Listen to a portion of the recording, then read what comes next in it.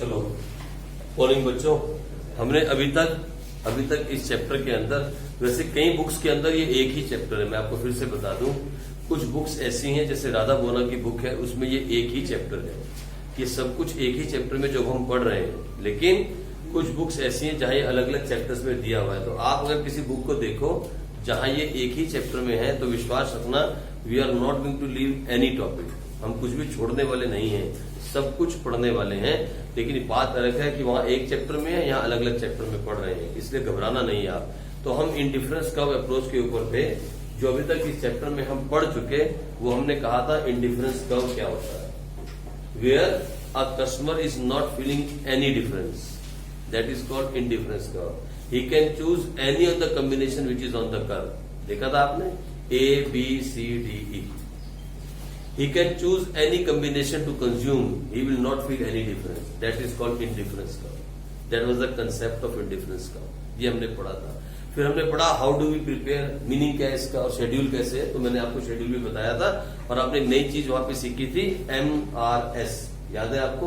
That is called marginal rate of sacrifice या marginal rate of substitute. Means to eat one more pizza, how many burgers he was sacrificing. अगर हम example की बात करें तो ये हमने सीखा था कि एवरेज कैसे निकालते हैं, और मैंने आपको उसको डायग्राम में भी शो करके बताया था ग्राफ के अंदर। फिर उसके बाद हम आगे बढ़े, हमने कहा what are the properties of indifference curve. तो हमने 4 नहीं 5 प्रॉपर्टीज पढ़ी थी, 5 प्रॉपर्टीज। और वो पांचों प्रॉपर्टीज कैसे थी वो हमें नमन ने बताया था। नमन बताइए पांचों प्रॉपर्टीज क्या है, बुक बंद कर, नोटबुक बंद कर।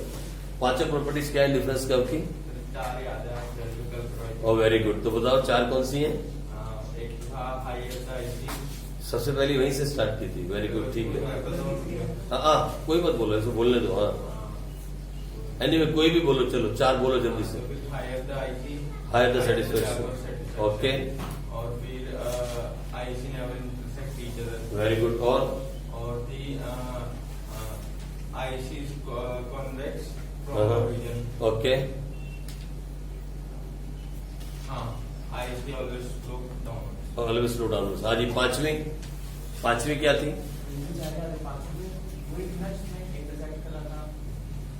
देखो इनके दिमाग कहाँ है, देखे आपने? आईसी जो है नेवर टच एक्स एक्सिस और वाई एक्सिस, ये तो कल पढ़ी थी। राहुल को मेरी जरूरत है, मुझे राहुल तक जाना पड़ेगा, राहुल को मेरी जरूरत है। देखा कैसे सोए बच्चे। मैं इसलिए कहता हूँ, पता है आप बच्चे एक समस्या में हो, एक समस्या से ग्रसित हो आप लोगों को एक समस्या ने घेरा है, एक प्रॉब्लम आपके आसपास है, पता है क्या?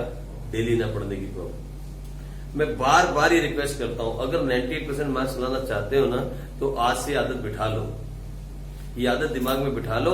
और I can give you guarantee of 100% marks in economics. 98 तक तो हम 2 बार टच कर चुके हैं, 3 बार, सिर्फ 100 लाने बाकी हैं। अब मेरी बात मानो, सिर्फ आधा घंटा 30 मिनट इकोनॉमिक्स को दे दो, सिर्फ 30 मिनट। कितने मिनट? घड़ी देख के 30 मिनट, घड़ी देख। उसमें पढ़ना क्या है? 15 मिनट का आपने वो पढ़ना है जो आज रिवाइज आज पढ़ के गए हो, और अगले 15 मिनट में क्या करना है उसको लिख के देखना है। अगर किताब आगे रख के पूरे 365 दिन भी आप पढ़ते रहे और रोज 1 घंटा भी पढ़ते रहे कि सर आपने कहा था 30 मिनट पढ़ना है, मैंने 1 घंटा पढ़ाई की, लेकिन आपने लिख के नहीं देखा, तो विश्वास मानना you will not get more than 80% marks. कभी भी नहीं आएंगे, नंबर नहीं आएंगे जब तक किताब आगे रहेगी। किताब सिर्फ नहीं पढ़ना, ये मतलब जो भी नोट्स से पढ़ रहे हो उसको पढ़ने के बाद लिख के देखना है। तो 2 क्वेश्चन 15 मिनट में रिवाइज करो और 2 क्वेश्चन को लिख के देख लो, हो गया काम। कितने को हम पढ़ते हैं? अरे मैं तो वो टीचर हुई नहीं यार जो पूरा चैप्टर करा के बोले ले चेप दिया, चल भाग, करता रहे, घूमता रहे। वो काम तो हम करते ही नहीं, वो काम तो मैंने पहले दिन से नहीं किया। कभी किया ऐसा काम मैंने कि पूरा चैप्टर चेप दिया और बोले जाओ हो गया चैप्टर, चलो घर को है, और फिर घर से हिमाचल उतर लगा रही चैप्टर खत्म भी हो गया, समझ तो कुछ आया नहीं। ऐसा हुआ है वंशी आज तक? इतना धीरे चलने का मतलब ये है कि आप मेरे साथ साथ चल सको, और कोई मतलब नहीं है, ठीक है जी। और आपके दिमाग में बात घुसेड़ी जाती है, समझाई जाती है आपको। तो आगे बढ़ते हैं, आज का नया टॉपिक था, अब एक नया कंसेप्ट, फिर एक नई बात, budget set and budget line. Important है, वेरी इंपॉर्टेंट। सर ये हम पढ़ क्यों रहे हैं? दिमाग में आना चाहिए कि सर क्या कंज्यूमर से होते होते बजट पे पहुंच गए हैं। आज सोचने वाली है ना। बात शुरू की थी कंज्यूमर इक्विलिब्रियम से सबसे पहले, फिर पढ़ा व्हाट इज द यूटिलिटी, फिर पढ़ा व्हाट इज टोटल यूटिलिटी, फिर पढ़ा व्हाट इज मार्जिनल यूटिलिटी, फिर पढ़ा उन दोनों में रिलेशन, फिर पढ़ी consumer equilibrium with this that utility approach, कैसे सिंगल कमोडिटी और टू कमोडिटी चैप्टर से बाहर निकल जाए। और फिर बोले एक और तरीके की अप्रोच होती है ऑर्डिनल वाली, that is called indifference approach. फिर पढ़ा व्हाट इज इंडिफरेंस कर्व, फिर पढ़ा what is the meaning of indifference curve, फिर क्या पढ़ने लगे प्रॉपर्टीज ऑफ इंडिफरेंस कर्व। अभी तक ये नहीं बताया how a consumer gate equilibrium on indifference curve. और एक नई बात और घुसेड़ दी, बजट लाइन। सोचने की बात है, दिमाग में सोचो हम स्टार्ट कहां से हुए थे, किस तरफ जा रहे हैं। बजट लाइन से कंज्यूमर का क्या लेना देना, बहुत कुछ लेना देना है। आप वही पैसा खर्च सकते जो आपकी जेब में है। आप समझे मेरी बात। आप कितने भी भूखे हो, अब मुझे ऐसा आदमी कितना भी भूखा होता है, जब जाता है कभी बाजार के अंदर, बहुत दिल करता है गोलगप्पे भी खाऊं, बहुत दिल करता है पिज्जा भी खाऊं, लेकिन मैडम पैसे नहीं देती। जो जेब में पैसा वही खर्च सकते हैं ना आप। कॉम्बिनेशन बनाना चाहते हो कि आज निकल रहा हूं घर से बाहर, मुश्किल से टाइम मिला है तो 2 पिज्जा खा के आऊंगा और 2 प्लेट गोलगप्पे खा के आऊंगा, लेकिन करूं क्या। घर से निकलते हुए मैडम ने 100 रुपए दिए थे, ये लो 100 रुपए तुम्हारे, उसमें तेल भी डलवा लो और उसमें खा भी लो। तो बजट तो बनाना पड़ेगा ना। बिना बजट के खर्च सकते हो आप, नहीं कर सकते। इसीलिए कंसेप्ट आया। फिर जब हम इक्विलिब्रियम पढ़ेंगे ना इंडिफरेंस कर्व के अंदर, तो दोनों बातें मिक्स हो जाएंगी, indifference curve and budget line, तब पढ़ेंगे इक्विलिब्रियम। इसीलिए पहले ये टॉपिक करवा रहा हूं बजट लाइन वाला, ठीक है जी। अब बजट सेट और बजट लाइन क्या होती है। बजट तो आपको मालूम है, पैसे का हिसाब किताब, खर्चे का हिसाब किताब। बजट का मतलब कितना आएगा कितना जाएगा, दैट इज कॉल्ड बजट। और बजट जो है हमेशा क्या बनता है, फ्यूचर के लिए। ये बजट हम पढ़ेंगे अगले 12th क्लास में, चैप्टर का नाम आएगा बजट, वहां पढ़ेंगे डिटेल में, अभी उसका डिटेल नहीं। तो सबसे पहले आज का जो टॉपिक है बस थोड़ा थोड़ा पढ़ेंगे। और क्या लिखा जाएगा, बजट, बोलो क्या लिखा था, budget line and budget set. आओ पढ़े, इसका क्या लिंक है कंज्यूमर के साथ, बस उतना ही पढ़ेंगे। तो लिखो फटाफट जल्दी से, meaning of budget set. Budget set refers to, budget set refers to the set of all the combinations, the set of all the possible combinations, ऐसे लिखना, the set of all the possible combination of the two goods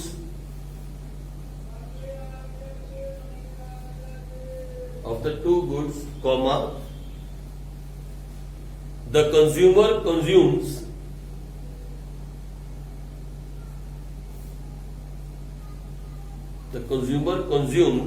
which he can afford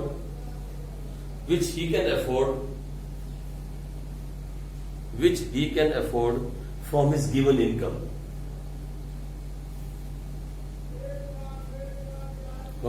income, and given price of both the goods,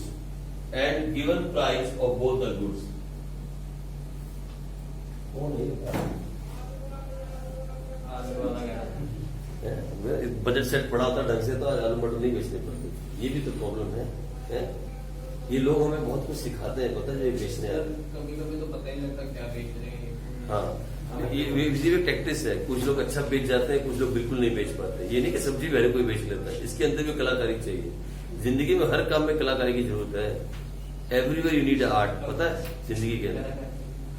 हाँ, अच्छा कलाकारी कामयाब है। और हाँ, कुछ देखोगे आप, कुछ ऐसे औरतों को ऐसे करके पता है क्या बताएंगे और सारा कुछ बेच के निकल जाए। और कुछ लोग सारी सब्जी लेके घूमते रहेंगे पर कुछ भी नहीं बेचेंगे। उन्हें बोलना भी नहीं आता, समझाना भी नहीं आता, तोलना भी नहीं आता ढंग से, देखा आपने।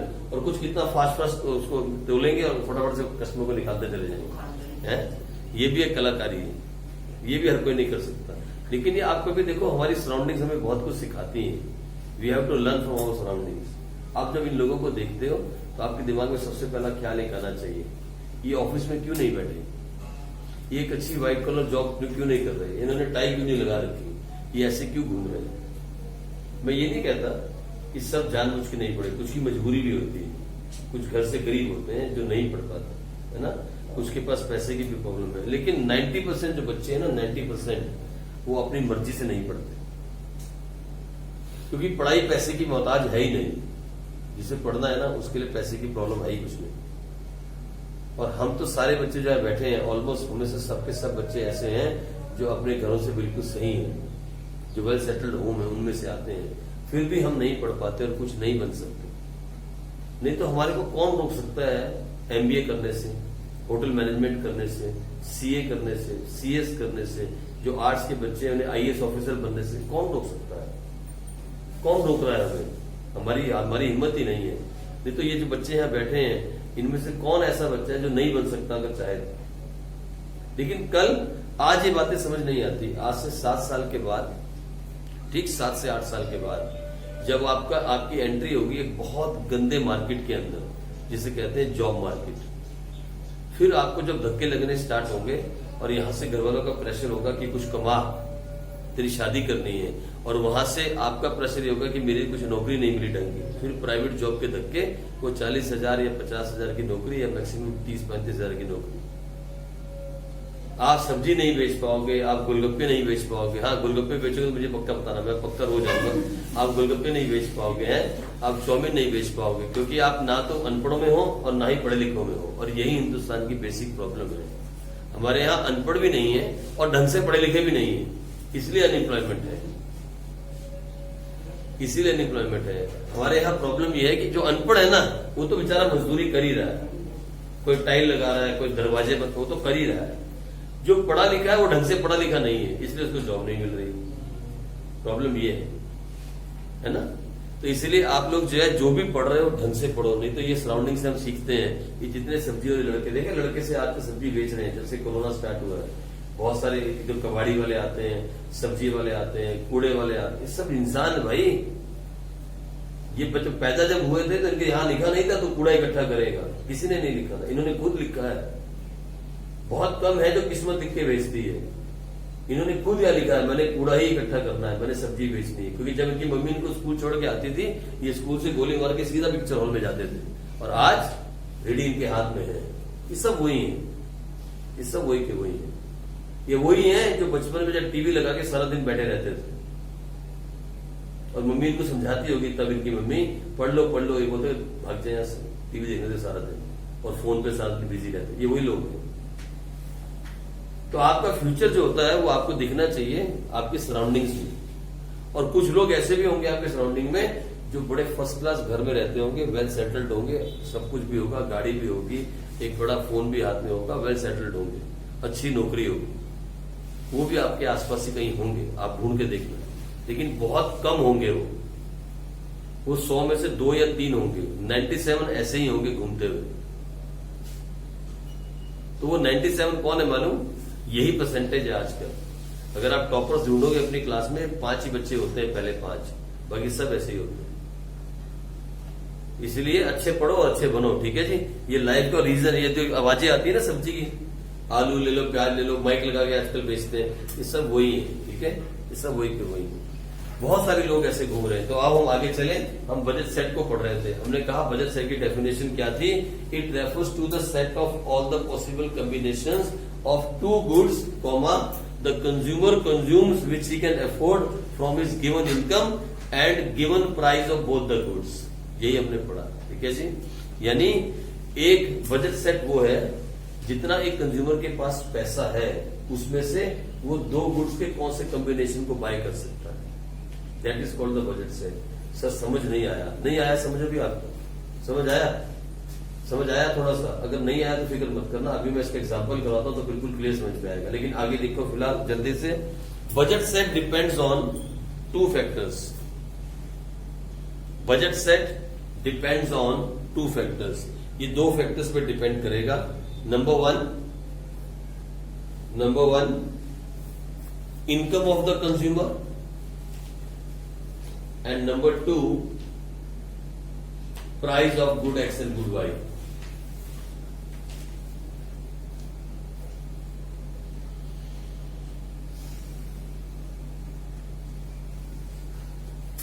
ठीक है जी। अब मैं एक इक्वेशन बनाऊंगा, या एक इक्वेशन बनाता हूं। ये देखो, price of good 1 multiplied by quantity of good 1 plus price of good 2 multiplied by quantity of good 2 is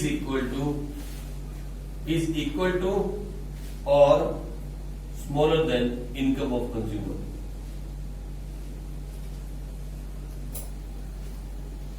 समझ आया? समझ आ गया? समझ में आई बात? नहीं आई? लिख तो लो, कोई बात नहीं, समझाता हूं। मुझे मालूम है कि समझ आ जाएगी, थोड़ी 1 मिनट में आएगी।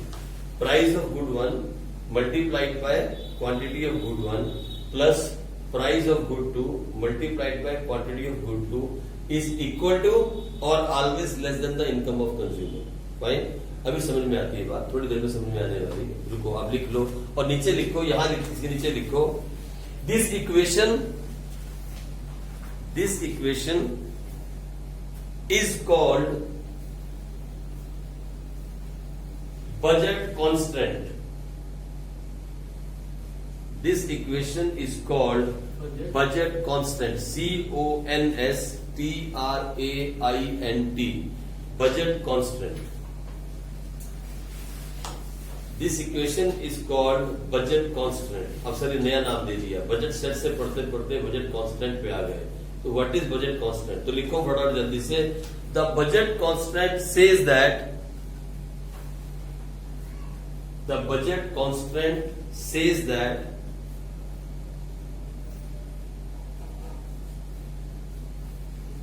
The amount of money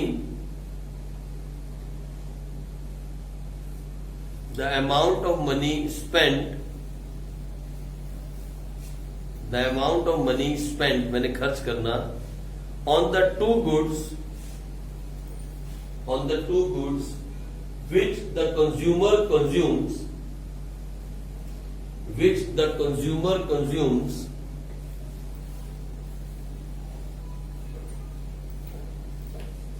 must be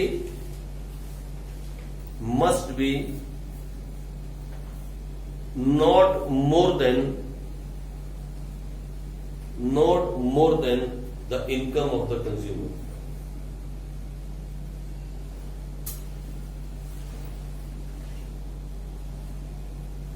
fine? अब है प्रॉब्लम ये कि अभी तक जो भी आपने बजट सेट को पढ़ा या बजट कांस्टेंट को पढ़ा, समझ तो नहीं आया। ये तो मैं भी जानता हूं, ये भी आपको समझ नहीं आया। तो देखो, अब एक काम करते हैं, let us take an example. आ जाओ, हम एक एग्जांपल लेते हैं, फिर एग्जांपल से अगर समझ नहीं आया तो फिर भगवान ही आपको समझाएगा, लेकिन मैं समझा दूंगा उसके पहले। ये लो एग्जांपल, ठीक है जी? एग्जांपल लेते हैं। लो, मान लो हम 2 गुड्स ले रहे हैं, आप लिख लो, गुड्स ले लो आप। एक गुड्स ले लो, क्या? पिज्जा। मेरे खाने की बात करके ना मेरा पेट पार आने लगता है, मालूम है? और हर जगह ऐसा लगता है पिज्जा ही खाना है आज। सपने में भी पिज्जा आ रहा था कल, मैडम ने बताया तुम पिज्जा कर रहे थे। ये देखो, एक पिज्जा और दूसरा बर्गर। फाइन? पिज्जा को क्या ले लें? पिज्जा को X ले लो और बर्गर को Y। ये पिज्जा X ले लो और बर्गर Y ले लो। फाइन? और पिज्जे का प्राइस ले लो 10 रुपीज पर पिज्जा। कोई कर नहीं, सोचना ही है। 10 रुपए का पिज्जा तू खा गया है? नहीं, मेरे को पता है ना, ऐसा ही इतना तड़का में भी मिलता है। 10 रुपए का। ओके, मैं बीसी बाजार में बहुत साल रहा हूँ वहां पे, इसलिए मुझे याद आया बीसी बाजार के नाम से। तो 10 रुपए पर पिज्जा हो गया। और बर्गर लिख लो 5 rupees per burger. 5 rupees per burger. और लिखो इधर इनकम, मतलब जो पैसा आपके हाथ में है ना, वो है 50 रुपीज। मम्मी ने 50 रुपए देके भेजा। जैसे मैंने कहा ना, मैडम जो घर से भेजती है मेरे को, तो 100 रुपए देती है। ये लो 100 रुपए, जो बाहर खाने का दिलो खा लेना। बताओ, आज की तारीख में 100 रुपए में गोलगप्पे नहीं खा सकता इंसान। सच बोल रहा हूँ मैं आपको। अगर ढंग से गोलगप्पे भी खाने तो 500 रुपए चाहिए, अगर ढंग से खाने मेरी तरह।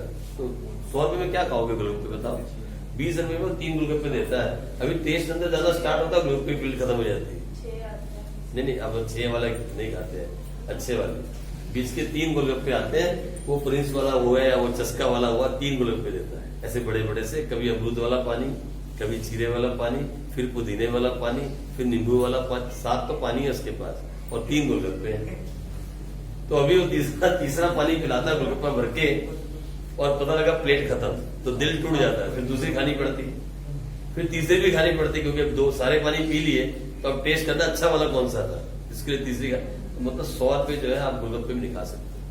और ये मुझे 100 रुपए देती है कि इसमें आप पेट्रोल भी डलवा लेना और गोलगप्पे भी खा लेना और कुछ छोटा मोटा सामान लेना तो वो भी ले लेना। देखो आप कितनी बुरी मुश्किल जिंदगी है। तो आपकी मम्मी ने कितने दिए?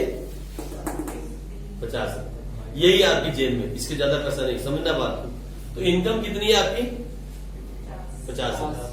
फाइन, ये रही कितने हैं? 50। अब आप क्या कॉम्बिनेशन बना सकते हो पिज्जा और बर्गर का? ठीक है, आओ देखते हैं कितने कॉम्बिनेशन आप पिज्जा और बर्गर के बना सकते हो। फाइन, चलो आओ लिखो मेरे साथ। सबसे पहला कॉम्बिनेशन 4 चीजों का बर्गर। हम बनाते हैं कॉम्बिनेशन कितने? A B C D E F. A B C D E F. थोड़ा खोल लेते हैं इसको, बाद में समझ नहीं आएगा। ठीक है, और यहां मैंने दिया गुड एक्स मतलब पिज्जा, और यहां मैंने दिया गुड वाई मतलब बर्गर, और यहां मैंने दिया सामने इधर एक्सपेंडिचर, या मैं लिख देता हूं income is equal to expenditure.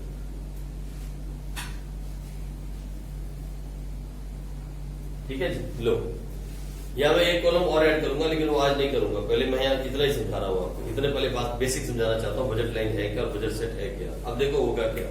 पहले कॉम्बिनेशन में आपके पास 50 रुपए थे, आपने 0 बर्गर खाया, 0 पिज्जा खाया, तो कितने बर्गर खा सकते हो? 10।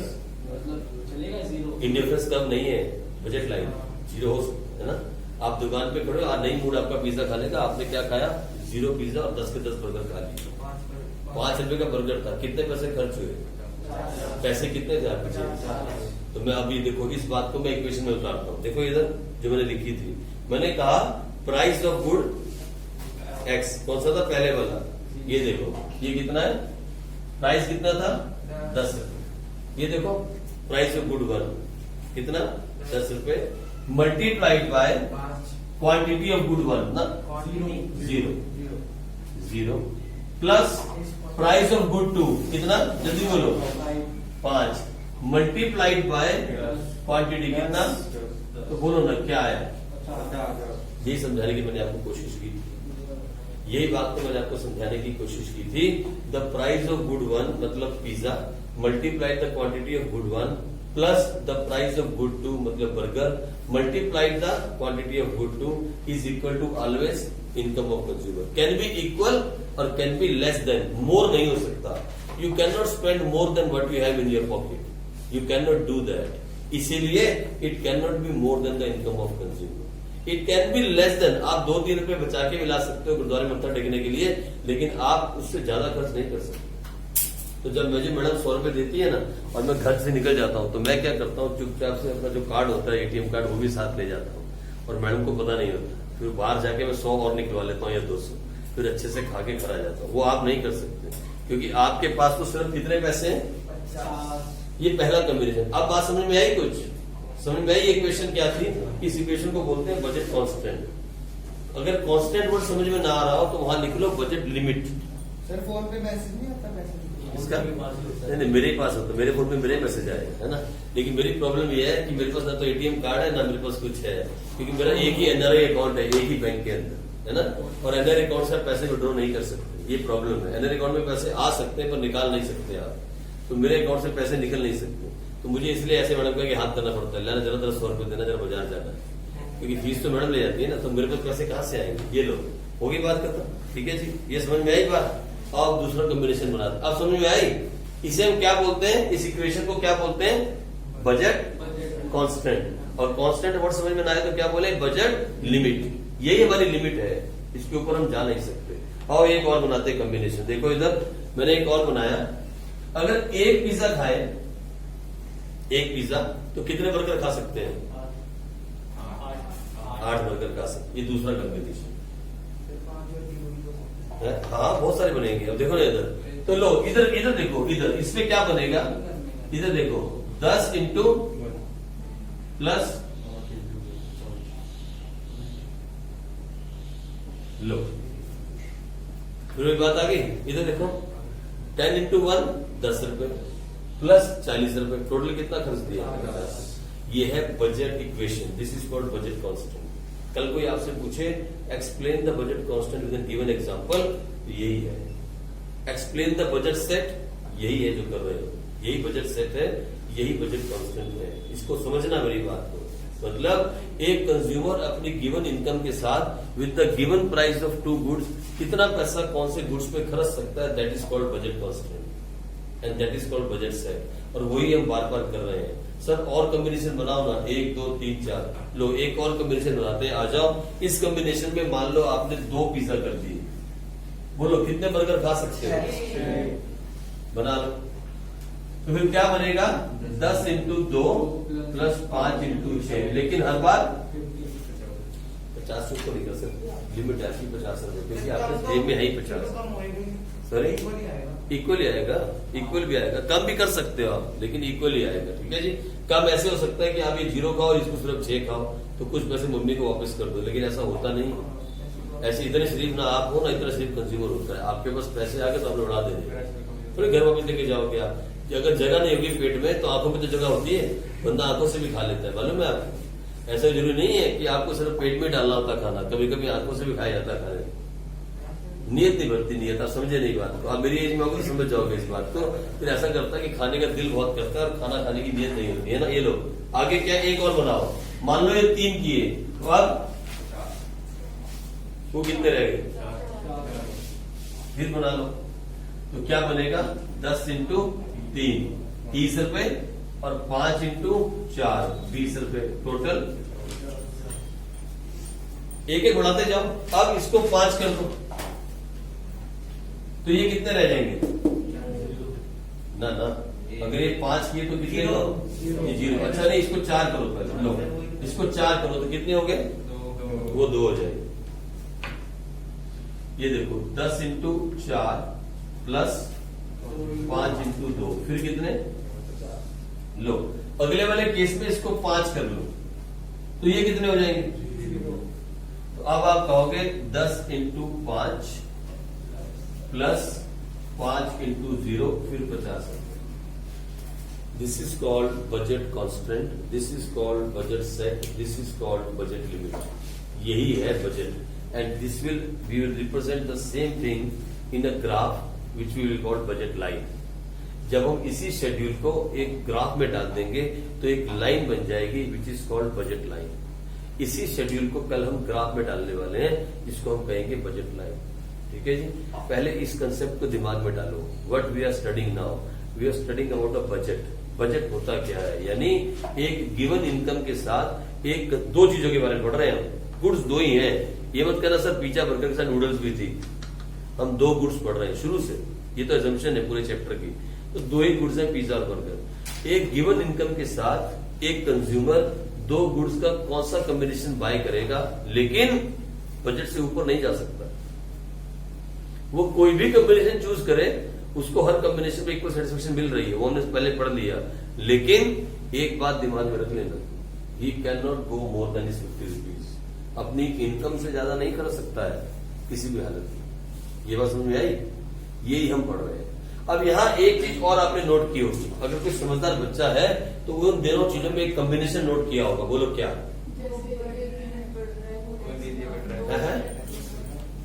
एक मिनट, एक एक बोलो, एक एक। इधर, यहां से, हाँ जी इधर से। कुछ नोट किया इन दोनों में आपने? इन दोनों में कुछ नोट किया? कोई बात ऐसी जो आपको साफ साफ दिख रही हो? आपको दिख रही? किसको किसको दिख रही है? हाथ में रखना। 1 2 3 4 5 6 7 8 9 बच्चों को दिख रही है। आपको दिख रही है कुछ इन दोनों में? पिज्जा और बर्गर में कोई कॉम्बिनेशन दिख रहा है? आपको दिख रहा है? जो गुड बाय है, हाँ, उसको बढ़ा रहे हैं, इसमें डिक्रीज हो रहा है। गुड एक्स बढ़ रहा है ना। यानी एक एक पिज्जा खाने के लिए 2 बर्गर क्या हो रहे हैं? सेक्रीफाइस हो रहे हैं। सॉरी, इधर सुनो, नहीं मेरी बात सुनो, डीएमयू का प्रयोग करनी। इधर देखो क्या हो रहा है, इधर देखो एक एक पिज्जा बढ़ रहा है और 2 बर्गर गिर रहे हैं। आप देख रहे हो? देख रहे हो रेशो? यानी ये तो दुनिया का नियम है। मैंने आपसे शुरू से कहा, जब से पीपीसी स्टार्ट हुआ था तब से लेकर आज तक मैं बार बार ये बात कहता हूँ, चाहे प्रोडक्शन हो, चाहे कंजम्पशन हो, चाहे बजट हो, हमेशा दिमाग में एक बात याद रखना, when you increase something you have to decrease something. ये तो पक्की बात है ना यार, चाहे पढ़ाई क्यों ना हो, चाहे पढ़ाई की बात क्यों ना करो। मान लो आपके पास 24 घंटे दिन में है, उसमें से 6 घंटे पढ़ाई के हैं। आप अगर 4 घंटे अकाउंट्स पढ़ोगे तो फिर बचे कितने घंटे रह गए? 2 घंटे। उसमें इकोनॉमिक्स पढ़ो और बीएसटी पढ़ो। अगर आप 5 घंटे अकाउंट्स पढ़ोगे तो बच गए कितने? 1 घंटा। यानी कुछ को पढ़ाओगे तो कुछ को घटाना पड़ेगा, ये बात तो सच है, ये प्रकृति का नियम है, इसमें मैं कुछ नहीं कर सकता। यहाँ भी ये नियम चलेगा। और कौन सा नियम बोलता है कि अगर पिज्जा की आप कंजम्पशन बढ़ा रहे हो तो साथ के साथ आपको बर्गर घटाने पड़ेंगे। लेकिन यहाँ देखो कि 2-2 बर्गर घट रहे हैं, एक पिज्जा बढ़ रहा है। मालूम इसे क्या बोलते हैं? इसे बोलते, मैं ऐड कर देता हूँ। ये आपने रखा है ना, आप नया बनाओगे, एक नया शेड्यूल बनाओगे और इसके साथ में यहाँ लिख देता हूँ। इसको यहाँ नहीं हटाओगे, यहाँ लिखोगे साथ में, ये वाले कॉलम के बीच में आएगा, ठीक है। इसे बोलते हैं MRE,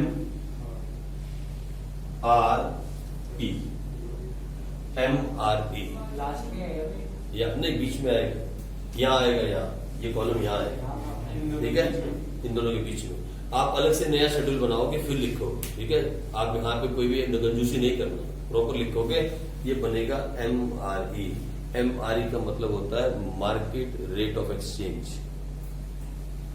जैसे आपने पढ़ा ना MRS, marginal rate of, sorry not market, marginal rate of exchange. M से मार्जिनल रेट ऑफ एक्सचेंज, इससे हम MRE कहते हैं, जिसका मतलब है marginal rate of exchange. Means how many goods you are exchanging, means burger to get 1 more pizza, fine. इसे बोलते हैं MRE, marginal rate of exchange.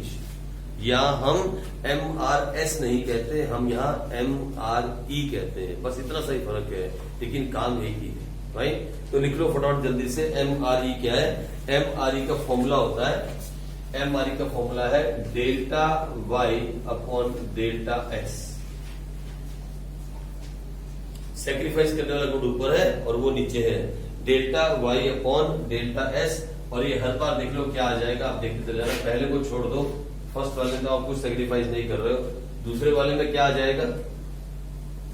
2/1 which is 2। तीसरे वाले में क्या आ जाएगा? फिर 2/1 विच इज 2। फिर क्या आ जाएगा? 2/1 विच इज 2। फिर 2/1 is 2 which is 2 which is 2। यही आएगा, हर पर यही आएगा, 2 2 2 2 2 यही आएगा आपका, ठीक है जी। और यही MRE जो है, it will be the slope of budget line. जैसे MRS था ना, स्लोप ऑफ इंडिफरेंस कर्व, और बजट लाइन के पीछे जो स्लोप का कारण है वो MRE है, राइट। समझ में आई बात समझ में आई?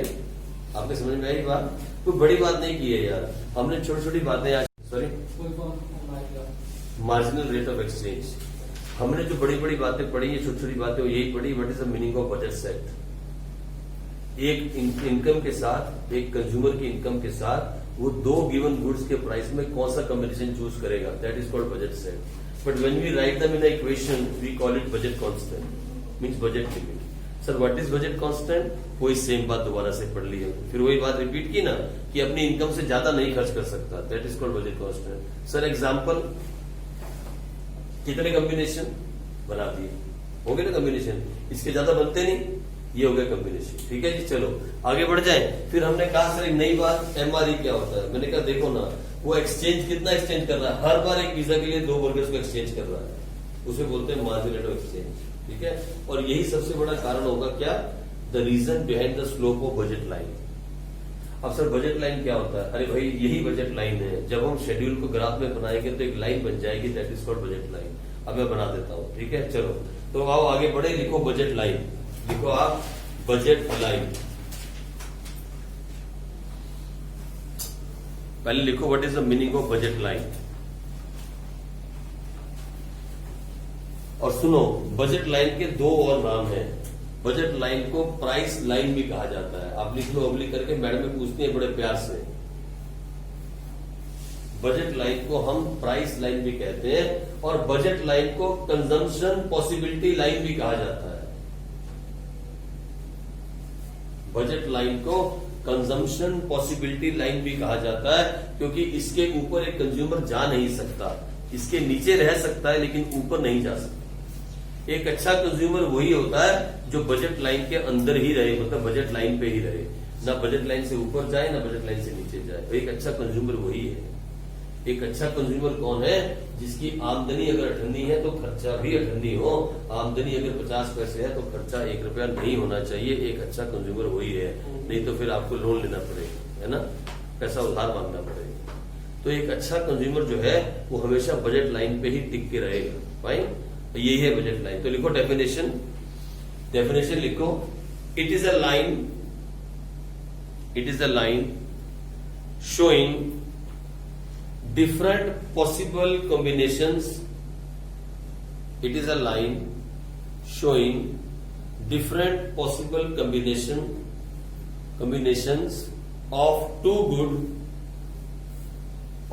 good which a consumer can buy, which a consumer can buy with his given income, with his given income and the price of both the goods.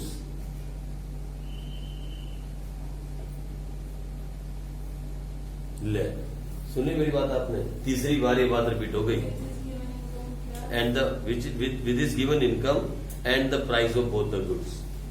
3 बार मैंने सेम बात लिखवाई है, जब पढ़ के देख लो पीछे आप। बजट कांस्टेंट की डेफिनेशन सेम, बजट सेट की भी सेम और बजट लाइन की भी सेम। चाहो तो पढ़ लो, चाहो तो पढ़ लो, एक भी वर्ड का डिफरेंस नहीं दिखेगा आपको, पढ़ के देख लो। तीनों बार मैंने सेम बात दिखाई और कोई ये नहीं बोला सर बार बार एक ही बात क्यों लिखा के हमारा पागल बना रहे हो, एक ही बार लिख दो सेम। लेकिन मैंने तीनों बार सेम बात लिखवाई है। They are all same, budget set, budget line, budget constant, ये सब सेम ही बातें हैं। हाँ, थोड़ा सा फर्क ये होगा, the equation of budget line is, लिखो the equation of budget line is like that. इधर देखो, यहां इसकी इक्वेशन ऐसी बनेगी। जब हम इसकी इक्वेशन बनाएंगे तो क्या फर्क आएगा मैं आपको बताता हूं, रट्टाफिकेशन नहीं करना। इसकी इक्वेशन ऐसी बनेगी, price of good 1 multiplied by the quantity of good 1 plus price of 2 multiplied by quantity 2 is always equal to income. यहां इक्वल टू का साइन आएगा, यहां इक्वल टू का साइन आएगा बस। और यहां क्या आया था बजट कांस्टेंट में? कैन बी लेस देन और इक्वल टू, यहां सिर्फ इक्वल टू, बस यही फर्क है और कोई फर्क नहीं। ठीक है, अब जो आपने शेड्यूल बनाया आपके सामने है उसको बजट लाइन में कन्वर्ट करते हैं। आज आप करें फटाफट जल्दी से। और बजट लाइन बनाने के लिए आपको तो मालूम है कि आपको ये चाहिए, कोई भी ग्राफ बनाने के लिए क्या चाहिए? एक्स एक्सिस और वाई एक्सिस, और ये हो गया आपका ये। और मैं देखूं क्या क्या है हमारे पास। यहां लिख दो गुड एक्स और यहां लिख दो गुड वाई। ठीक है जी, आओ देखिए क्या क्या हमारे पास है। जो गेन कर रहा है वो यहां आ गया, जो सेक्रीफाइस कर रहा है वो यहां आ गया। और गेन करने वाले का क्या था मैक्सिमम? 1 2 3 4 5। ये लो 1 2 3 4 5। और जो सेक्रीफाइस कर रहा है उसका क्या था मैक्सिमम? 10 तक जाना है ना, तो 10 तक ले जाना, तो क्या ले लो? यहां से ले लो 2, हाँ 4 6 8 और 10। लो जी, तो गुड 1 पे हमारे पास ये क्या है? 0 है तो वो 10 है। सबसे पहले 0 से 10, ये लो सबसे पहला पॉइंट तो ये आ गया 0 से 10। फिर हमने बढ़ाया गुड एक्स पे 1 और 8, ये 1 हुआ। अभी मैं आपको असली ड्राइंग में दिखाऊंगा आपको ड्राइंग किसे कहते हैं। ये देखो क्या बात है, ऐसे नहीं मेरे को कलाकारी के बहुत सारे इनाम मिले हैं। और उसके बाद 2 और 6,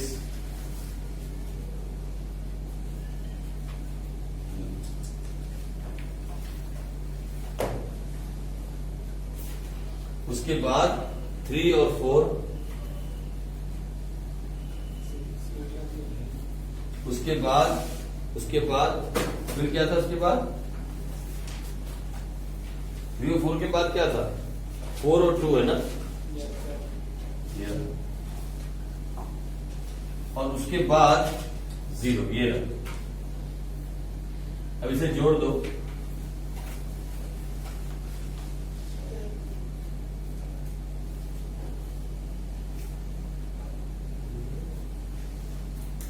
ठीक है? है? सीधी लाइन, मतलब धीरे धीरे आऊंगा मैं उसमें। This is called budget line. ये है बजट लाइन, देख रहे हो आप? This is called budget line. ये पूरी की पूरी क्या है, इसे बोलते हैं बजट लाइन। ये बजट लाइन है, मतलब इस लाइन पे 5 कॉम्बिनेशन थे। ये पहला, ये ए, दूसरा बी, तीसरा सी, चौथा डी, फिर ई और ये एफ। ये सारे कॉम्बिनेशन ऐसे कॉम्बिनेशन है कि एक कंज्यूमर इनमें से कोई भी कॉम्बिनेशन चूज करे, ही can choose any combination, he can consume any combination with his given income. उसके 50 रुपए थे ना उसके पास, 50 रुपए के अंदर वो इन 1, 2, 3, 4, 5, 6 में से कोई भी कॉम्बिनेशन खा सकता है, कुछ भी कंज्यूम कर सकता है, कुछ भी बाय कर सकता है। This is called budget line. लेकिन आपने एक बात देखा, budget line is also sloping downward. और जब भी कोई ग्राफ स्लोपिंग डाउनवर्ड होगा, चाहे वो कन्वेक्स शेप में है, चाहे सीधी लाइन के शेप में है, उसका मतलब सिर्फ एक होता है पूरी माइक्रो इकोनॉमिक्स में। Whenever a graph is sloping downward, इसका मतलब the relation between the x and y is negative relation। और है, देख लो आप, जैसे जैसे x की कंजम्पशन को बढ़ाया जा रहा है, वैसे वैसे y की कंजम्पशन को घटाया जा रहा है, और एक रेशो में घट रही है। कौन सी रेशो है मालूम है? 2:1। आप देखो, ये देखो यहां से, ये देखो, इसकी कंजम्पशन को बढ़ाया, ये बढ़ी, ये बढ़ रही है ना, ये घटी। इधर देखो इसको, दिस इज अगेन, ये है हमारे पास ये, फिर उसके बाद इसको बढ़ाया, जब यहां से बढ़ी इधर, ये घटी, या इसको ऐसा लगा लो, ये घट रही है, ये घट रही है और ये बढ़ रही है। आप इसको ऐसे लगा सकते हो, यहां कर सकते हो ये।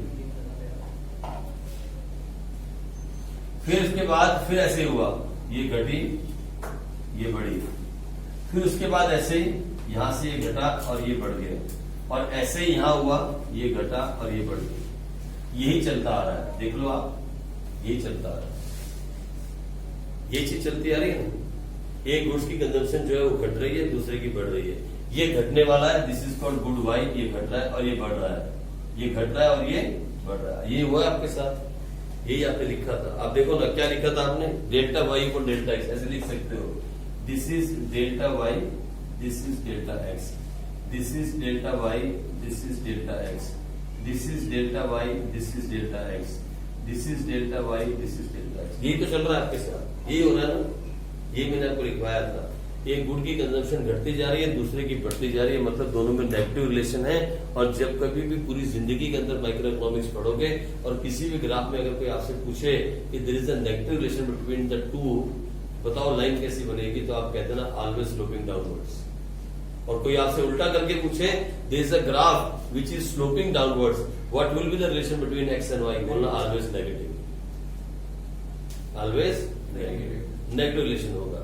नेगेटिव रिलेशन मतलब एक के बढ़ने से दूसरा घटेगा या एक के घटने से दूसरा बढ़ेगा, that is called negative relation. दोनों एक दिशा में नहीं चलेंगे, एक ऊपर जाएगा तो एक नीचे जाएगा, that is called negative relation. और यही हो रहा है, और यही आपके साथ इंडिफरेंस कर्व में भी हुआ था, और यही आपके साथ पीपीसी में भी हुआ था। याद करो, अभी तक यही कर्व आपने सीखे हैं, पीपीसी सीखा, इंडिफरेंस कर्व सीखा, आप बजट लाइन सीख रहे हो। इसके अलावा कोई कर्व सीखा आपने अभी तक? 3 ही कर्व पढ़े हैं ना आपने अभी तक, और तीनों में क्या रिलेशन चल रहा है? Negative relation. एक कर्व है जहां पॉजिटिव रिलेशन होता है, मालूम है? एक ऐसा भी कर्व है जहां पॉजिटिव रिलेशन होता है, और वो कर्व पता है कैसा होता है? वो कर्व ऐसा, अभी तो नहीं पढ़ा रहा हूं लेकिन बताता हूं, ऐसा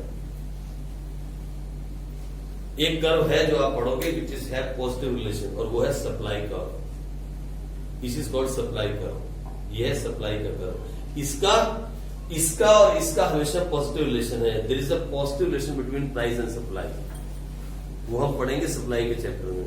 लेकिन जब तक हम डिमांड में पढ़ रहे हैं ना, सारे के सारे कर्व नेगेटिव जाएंगे, मतलब डाउनवर्ड स्लोपिंग होंगे। इवन डिमांड कर्व जो है ना, वो भी ऐसा बनता है। This is called demand curve. ये डिमांड कर्व है और ये सप्लाई कर्व है, और जहां पे ये मिलते हैं ना, इसे बोलते हैं इक्विलिब्रियम प्राइस। मैंने समझाया हुआ कहीं पे आपको, ये देखो डिमांड कर्व क्या होता है? Sloping downward, because there is a negative relation between the price and demand of a commodity. Price के जैसे बढ़ते हैं वैसे वैसे डिमांड घटती जाती है। प्याज जब 40 रुपए किलो थे तो मम्मी कभी कभी प्याज काटती थी सैलेड में। आज 100 रुपए किलो के तो क्या बोलती है, अभी सैलेड मत खाना, प्याज बहुत महंगा हो रखा है। फिर भी जबरदस्ती आप काट लेते हो, लेकिन वो मना करती है। क्यों? Negative relation between price and demand. There is a negative relation. Price के बढ़ते ही चीज की डिमांड कम हो जाती है, और प्राइस के घटते ही जब सीजन आता है तो डिमांड एकदम बढ़ जाती है। दोनों में नेगेटिव रिलेशन है। ठीक है, तो हम पढ़ेंगे आगे सारी बातें, लेकिन अभी तक जो भी कर्व हमने पढ़े वो सारे कर्व के स्लोप का रीजन क्या था वो भी हमने पढ़ा, कर्व क्या था वो भी हमने पढ़ा। बजट लाइन भी नेगेटिव स्लोप है, negative slope, it is sloping downwards. और इस स्लोप का सबसे बड़ा रीजन है MRE। ये देखो, दिस इज MRE। ठीक है जी, खत्म कहानी। ये थी बजट लाइन। बजट सेट पढ़ा, बजट कांस्टेंट पढ़ा, बजट लाइन पढ़ी। फाइन। अब जो हम पढ़ेंगे that is shifting of budget line. क्या बजट लाइन भी कभी शिफ्ट कर सकती है? हाँ, कर सकती है। इनकम बढ़ जाए तो क्या होगा? आज आपका खर्चा महीने, सुनो इधर, आपकी इनकम 10,000 है, आज आपकी सैलरी कितनी है? 10,000। भगवान करे किसी की ऐसी ना हो, लेकिन मान लो 10,000 सैलरी है, तो बजट कितने का बनाओगे? कितने का बजट बनेगा? 10,000 का। कल इनकम बढ़ के 50 हो जाएगी तो बजट कितने का बनेगा? शिफ्ट होगी बजट लाइन, हो जाएगी शिफ्ट। तो बहुत सारे रीजन हैं, बहुत सारे कारण हैं जिसकी वजह से बजट लाइन, मैं बजट की बातें कर रहा हूं, पूरी बजट लाइन आगे शिफ्ट कर जाएगी या पीछे शिफ्ट हो जाएगी। हम वही कल पढ़ेंगे, shifting of budget line. Budget line कब कब शिफ्ट कर सकती है और उसके पीछे क्या क्या कारण हो सकते हैं, कल हम उसको पढ़ेंगे। लेकिन आपसे यही गुजारिश है, आपसे यही रिक्वेस्ट है कि जितना जितना आप पढ़ते हो, थोड़ा थोड़ा जो आप पढ़ते हो, उस थोड़े थोड़े को घर जाके रिवाइज करते रहते हो साथ के साथ। बस अब चैप्टर से बाहर आने वाले हैं, बहुत जल्द हम इसके लास्ट क्वेश्चन पे आने वाले हैं, ज्यादा दूर नहीं है। और उसके अगला चैप्टर चुटकियों में होने वाला चैप्टर है, उसके अगला वो उससे भी जल्दी होने वाला है। यानी अगले 2 चैप्टर जो है डिमांड वाले 7 दिन में खत्म हो जाएंगे। अगर ये बात समझ में आ गई, अगर आपको ये समझ में आ गया तो डिमांड के दोनों chapter, theory of demand and elasticity of demand, सिर्फ और सिर्फ 5 या 7 दिन के अंदर खत्म हो जाएंगे, अगर आप ये साथ साथ पढ़ते रहे। और मैं आपको बहुत जल्दी वहां तक ले आऊंगा जहां तक मैडम पहुंची थी। कहां पे थी? लेकिन डिमांड तक आएगा ना पेपर में, वही तक यार, कोई बात नहीं, वो भी हो जाएगा। प्रोडक्शन फंक्शन भी बहुत छोटा चैप्टर है, लेकिन थ्योरी ऑफ डिमांड और इलास्टिसिटी ऑफ डिमांड खत्म हो जाए आपके पेपर से पहले। इतना तेज भी दौड़ना नहीं है यार कि समझ ना आए, और इतना धीरे भी नहीं चलना कि सिलेबस रह जाए। हम बहुत जल्द 7 चैप्टर क्रॉस कर जाएंगे माइक्रो इकोनॉमिक्स, बहुत जल्द। लेकिन आप साथ साथ पढ़ते रहना, ठीक है? ये समझ में आया आज का पढ़ा हुआ? चलो कल पूछेंगे, आगे कल पढ़ेंगे।